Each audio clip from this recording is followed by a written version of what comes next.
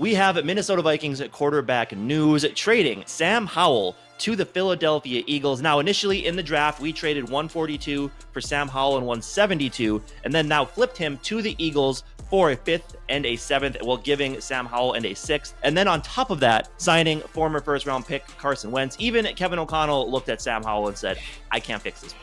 Yeah, which just shows how big of a trade this is for the Vikings to move back 30 spots in like the 5th round and then still be able to like find out that even Kevin O'Connell can't fix him, and then be able to go trade him and maybe even getting better value than what you traded initially even to get him. Crazy. I didn't think that was something that was going to happen. And then you go get Carson Wentz, a quarterback that, in my opinion, I would have preferred as QB2 going into this offseason and training camp and everything anyways. And what does that mean for Max Brosmer, who was played absolutely fantastic on Friday? Is I think you 100% go into the season with 3 quarterbacks at this point. I think it's pretty obvious that the Vikings just didn't want to go into the season with 2 first-year quarterbacks, which was a lot of fans like us kind of predicted. That's what I kind of see going forward. What is your thoughts on this whole situation, as well as the Max Brosmer situation? Yeah, I mean, getting anything out of Howell is huge. I mean, a guy, he wasn't even a shoo-in to make the roster here. And then you have a guy like Carson Wentz, who, yes, I mean, overall failed first-round pick, but that Super Bowl season, he was playing at an MVP level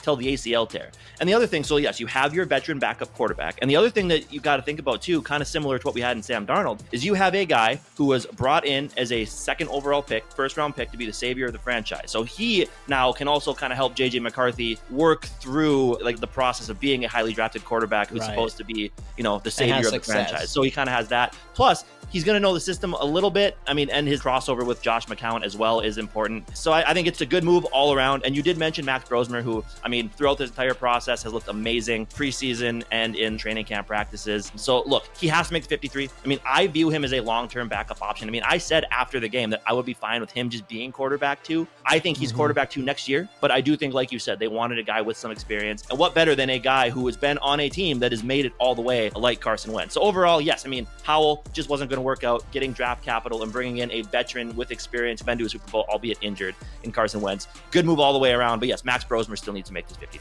Yeah, dude, and that's a great point on the MVP thing. Like, we've talked about that before. Who do you want behind a guy like JJ McCarthy? Now Max Brosmer on top of that, and getting a guy who's played at an MVP level before and has that kind of experience is the type of guy that you want in that quarterback room.